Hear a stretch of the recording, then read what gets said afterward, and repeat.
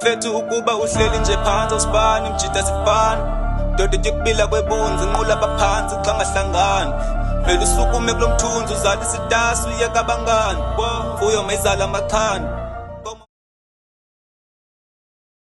Bolani betnana kwakhona ndibuyile ke niyandazi most of course ndingu-Eiko wesivezi khona TV silapha ke betnana nayibona nani iyanethi yajidyuza ke silapha ke eCass River sindwendwele amawele kaMamtshawe kananjalo hamba nathi ke usimamele uba sawuthini na ngaphakathi babukeli bethu ndiphinde ndabuya kwakhona njengoba benditshilo ke phandle ndathi uzundilandele ndilapha ke endlini kamawele kaMamtshawe kananjalo ke andihamba ndodwa ke ndihamba nendwendwe lethu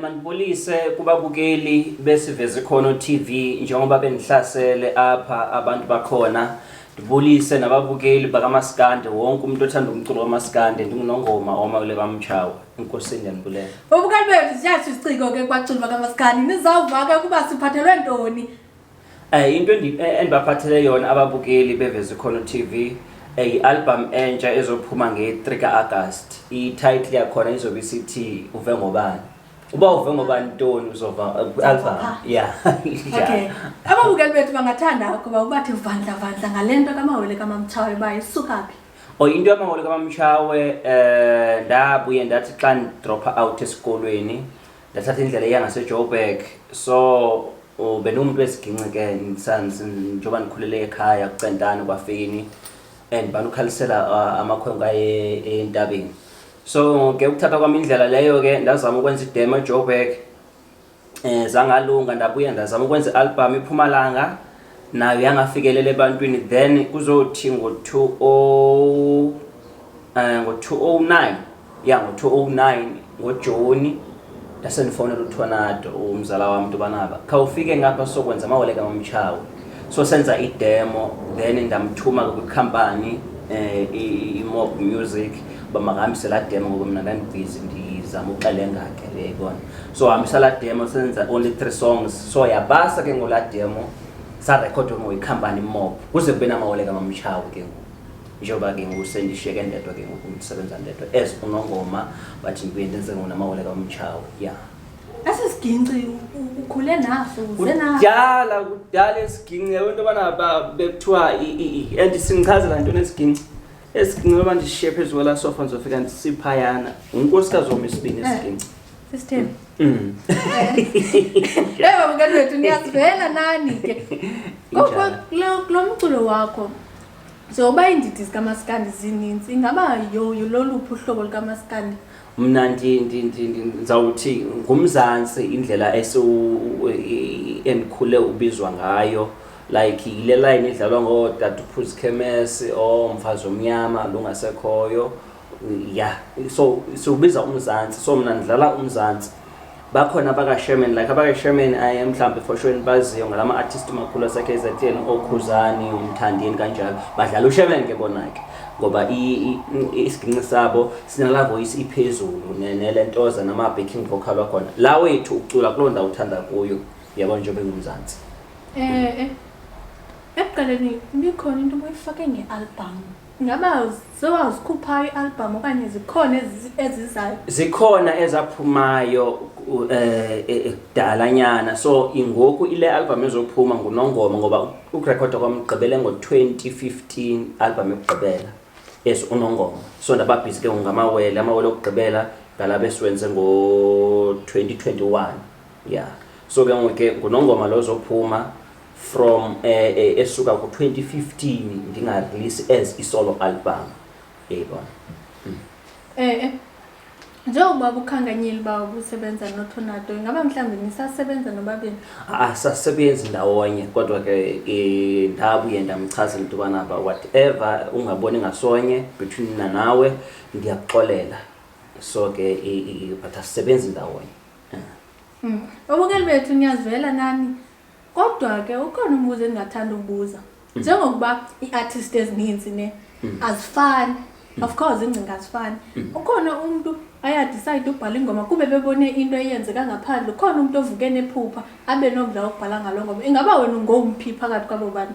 Mina imvamisa ndiyaziphupha ingoma kuba imvela kancinci into bana ngaba ndichecke isimo izinto ezenzekayo uyayibona but kule album ndimixile kunengoma ethi Zabalaza indlela ndiyibhale ngayo ithi sazalwa sibahlanu ekhaya omnye uyinesi omnye ulisoja omnye uligintsa omnye uyisecurity zamandoda zama so yona ingoma esimo into endizibonayo nabantu endisebenza nabo baye bathi yazi usister wami akafuna ukusebenza yabona kanjalo so ngithathe ndidibanise yabona akuvamile ndibhale ingoma ngokubona isimo but le ingoma ndibhale ngenxa yesimo endibani usithathe ebantwini ndifumanise kanjalo yayibona. So njengoba usitsho ukuthi bafundile wena wazikhupha kanjani pha kubo ude ube kanti kule ndawo kuyo ngomculo wakho? Andivanga ngicela niphinde umbuzo. Ndiyabuza ukuba ube kanti kulo mculo wakho wenza njani? Mna ingxaki bendiwuthanda ndisakhula for sure from standard 2 uqala kwami ubani ndimamela ithukela idlalwa nguMbixani kumhlobo wenene ebusuku. So nento yabanga ngiba ndithande ke lo mculo lona i-guitar ngoba i-guitar bendiyithanda kakhulu andifuna ukuxoka noba ke kuthiwa ndani bani ukuva ukuthi utata wayenguMasikhandi owaziwayo endaweni weKhalisikadala ubana ngaba wayengazayiyeka ngoba kunalaa nto thina amaXhosa sibuye sithi xa uyindoda ukwazi ukhalisa igitara wohlukana nayo once ube indoda uyigqibelise bekhonkweni ayibona loo nto leyo. But ke mina ndangastop ngobona into bana ngaba amadoda ngapha eKZN ayakhila imizi ngaso isiginci ngapha umsebenzi kubuye kubenzima and then kwabana la nto ethi vuka uzithathe ethi uRhulumente lo nto yenzayo kunento yenzayo ngezandla zakho qhubeka usebenze yayibona. Iyavakala njengoba kusitsho ke kolwambo lwakho lomculo yazazi eziphi challenges zokwathe wadibana nazo of course abantu especially artists ezininzi mhlawumbe mase kuba umuntu udinga indawo yo record ingoma yakho mase kuba omnye udinga equipment andifuna ukuxoka ama challenges wona abe khona kakhulu especially xa kumele uyo record ngoba i-studio siyabhatalela uyayibona then ngoku kunzima futhi nangoba ama-companies amaninzi avaliwe ngenxa yalomdabu umculo. So ngoku uyuthathe imali ukuthi uyibekela abantwana yayibona qonto bana okay ngoba abantu bafuna umsebenzi nawe ngapha awusekho right into bana uyafuna ungena e-studio uyosebenza wenze album wenzela abantu so kubhetele ngoku ngoba ndibuye ndibhukwe kanti before kwakuba nzima uyayibona ungcono ngoku. Kwezi album zakho yeyiphi oyibonayo bambunqa phambili eyona mhlambe eyayakwenza wa popular kakhulu? Ya imali ilantoza imihla yami ifike ebantwini yavula amehlo abantu ngemessage engakhona andifuna ukuxoka yes imali egazi ndayenza abayela into iye kodwa imihla yami nangoku abanye babantu ngithumelela ivideo kumihla yami kunengoma ethi inkomo edla yodwa abantu ke i-challenge bebenikeza yona besithi hey siyabona ukuthi ubhizi e-studio kodwa le album le ayikho album ezokwedlula imihla yami le yakho like nale ngoma lethi inkomo edla yodwa ngoba ihamba phambili ethandwa ngabantu lathi ke mina i-mistake yini ukudibanisa i-album ezingafani so the minute ndizokhupha le album lena kumele nisuse ingqondo zenu kwimihla yami ingqondo zenu sibe kule album ezophuma okwazi ukuthi ningazicompare ngoba imali yegazi kwasayona la ndiyenzile iyohlala imali yegazi so ama album wama bakanjalo so the minute wena uzofuna into banaba uwabeke kanje umehluko uzowufumanisa kodwa nayo leni album dine show ezingoma sebebana uzibona abantu ku video bethi hey ingathi imihlami ingathi ayizulibona elidlalayo ngabantu ke abo ke xa usebenza ngabantu njengoba sibona ke nazi imbasa nazi inkwenkwezi ingaba ezimbasa zize nezi album na asizanga ne-album zikhona ezizana album kangoba ikhona eyemihla yami ke ngikhumbula ngantoni nge-mic ne-mic qha ingapha egarage mase siyeka ke ikhona eyemihla yami leyo as award ezinye Zizofumanisa into banaba siyangenela kulo competition leyo mhlawumbe phakathi nonyaka kanjalo ngoba le yamasatma ye-album ka-Tornado Ndisamthanda oyi-best newcomer apha yebona. So ezinye ndingakubalela into eninzi man apha ezibona ezozibonele kanje uyayibona. But kuye kuthi mhlawumbe kulo competition le ekhona or singenele ke ngoku then ke kuvote ngabantu so sizwine kanjalo. Kwizibonele FM kuSiyambo yocula. Ndandibhukhiwe khona sisasebenza as amawele and then ke ingathi basinikezela award noba ningasasikhumbula isitori sakhona kodwa safumana le award ndoba kuvotela but there is something eyikhona kodwa kuzibonela. Babukeli bethu saphinde sibuye kwakhona sayevenkileni. Bethu siphinde sabuya ke kwakhona ke njengoba ukhankanyile ke kwezi albums zakho ngobani ubusebenza nabo? Kwi-albums before uBeskida osamluzayo ngasekhoyo yayinguSibusiso Mnduna, izoba nguKostina, utata sasemsebenzi ulahla umlenze abasekho ke bonake. So ke ku-late album kule endisebenze naye ngucela umusa Zuma iBeskida, then iKostina ndisebenzisa uMaface Mkhize wasemkhomazi. Abantu endibafeaturishileyo bakhona abafana abayi-2 uVictor Maplanga babewine kwi-competition ndandiyifakile last year ndisithi umuntu ohambe phambili ndifuna badlale imali yegazi then nizomthatha ndimfeaturishe kumawele. So ukukhatha izinto kusondeza izinto kufitshane ndavela ndaqoma okay amawele ndizowenza mhlawumbi later this year ngoba ngondiyokwenza nongoma. Okay, owesibini zangawina yena wehlulwa ngoVictor kodwa ndabona italente kuye umnye umfana wesibini ndilibaleka ungathi nguLovo ya. So ndathatha ke ngoVictor noLovo ndathi mabakhompoze iingoma zabo mina ngizocula kwingoma zabo. So kusukuthi le album inengoma ezingaphezulu yi-12. So kunengoma eziyi-2 ezikhompozwe ngulona umfana plus no Victor. So mina ndicula kwezo ngoma uyayibona. Nobethusile kwingoma yegospel umuntu endiye ndamcela ngicule naye. So kukanjalo. Le launch iza kwenzeka yehluke kanjani kunezinye? Omnye umuntu endimlibalayo ngusound engineer uQiniso sebenze estudio 12 eJoburg. Abantu ababendikhaphile ke babuye bandincede ngabanqobi basiqhela usebenza sonke ndibuye ndibaproduce. So i-launch yena umehluko wayo imixile.